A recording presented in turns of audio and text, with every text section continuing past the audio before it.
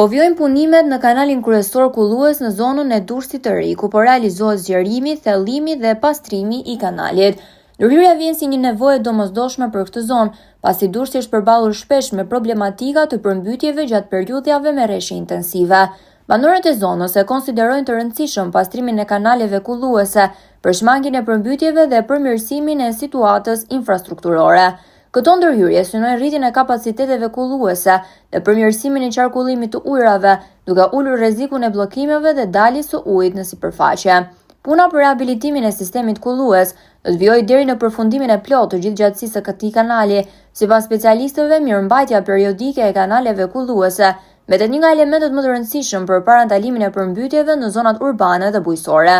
Banorët shprehen se ndërhyrje të tilla duhet të jenë të vazhdueshme për të shmangur problematikat që krijohen gjatë sezonit të rreshjeve. Punimet po kryhen me mjete të rënda, ndërsa synimi kryesor është rikthimi i funksionalitetit të plotë të kanalit kullues dhe garantimi i sigurisë për banesat dhe tokat bujqësore pranë tij.